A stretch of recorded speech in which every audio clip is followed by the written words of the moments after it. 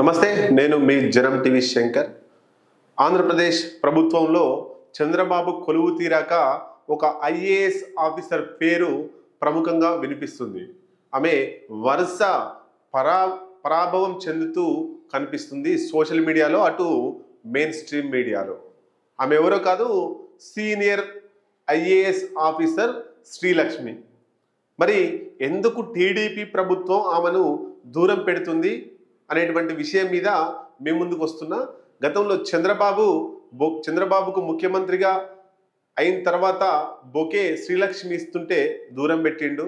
అట్లాగే మున్సిపల్ సంబంధించి శాఖ మంత్రి ఎవరైతే ఉన్నారో నారాయణ, ఆయనకు కూడా సంతకం పెట్టమని వస్తే ఆయన కూడా తిరస్కరించడం జరిగింది. ఎందుకు ఇదంతా జరుగుతుంది అనేటువంటిది మీ ముందుకు తీసుకొస్తాం.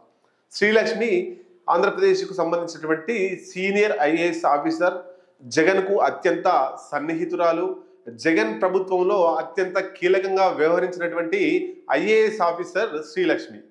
జగన్తో సన్నిహితంగా ఉంది కాబట్టి, జగన్ ప్రభుత్వంలో కీలకంగా వ్యవహరించింది కాబట్టి టీడీపీ వాళ్ళు ఇప్పుడు కొంత దూరం పెట్టే ప్రయత్నం చేస్తున్నారు. ఆమె ప్రస్తుతానికి ఏపీ ఆంధ్రప్రదేశ్ పట్టణాభివృద్ధి శాఖ చీఫ్ సెక్రటరీగా పనిచేస్తున్నారు. అట్లాగే రాష్ట్ర అర్బన్ డెవలప్మెంట్ ప్రత్యేక అధికారి, స్పెషల్ ఆఫీసర్గా చీఫ్ సెక్రటరీగా పనిచేస్తుంది.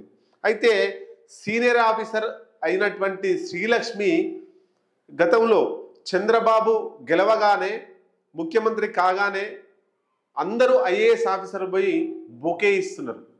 చంద్రబాబు అందరు ఐఏఎస్ ఆఫీసర్ల నుండి బొకే స్వీకరించిండు, విషెస్ స్వీకరించిండు. కానీ శ్రీలక్ష్మి ఇస్తే పక్కకు పెట్టేసిండు, అంటే తీసుకోకుండా వద్దని చెప్పేసిండు.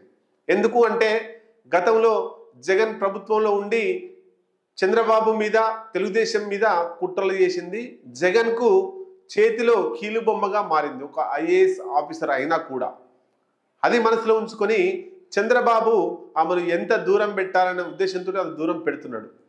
అట్లాగే మున్సిపల్ శాఖ మంత్రిగా బాధ్యతలు స్వీకరించినటువంటి నారాయణ విద్యా సంస్థల అధినేత నారాయణ, ఆయన ప్రమాణ స్వీకారం చేసిన తర్వాత బాధ్యతలు స్వీకరించగానే ఈమె దానికి సంబంధించిన ఐఏఎస్ ఆఫీసర్ కాబట్టి ఫైల్ మీద సంతకం పెట్టమని పోతే ఆయన ఫైల్ మీద సంతకం పెట్టకుండా తిరస్కరించిండు.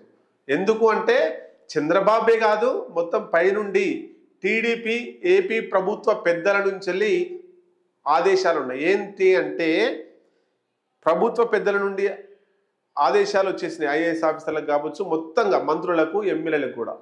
ఈ ఐఏఎస్ ఆఫీసర్ శ్రీలక్ష్మి యొక్క సంతకాలు ఏ ఫైల్ మీద ఉండకూడదు.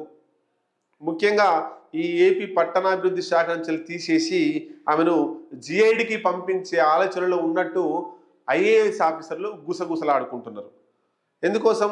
జగన్కు అత్యంత సన్నిహితురాలు కాబట్టి శ్రీలక్ష్మి అనటామే, ఆమెను ఎక్కడ కూడా ఏ ఫైల్ మీద సంతకం ఉండొద్దు, ఆమెను అక్కడ జగన్ ప్రభుత్వంలో ఎంతైతే అత్యంత కీలకంగా వ్యవహరించిందో టీడీపీ ప్రభుత్వంలో నామరూపాలు లేకుండా చేయాలి. టీడీపీ ప్రభుత్వంలో ఎట్లాంటి విలువ లేని శాఖకు కేటాయించాలి.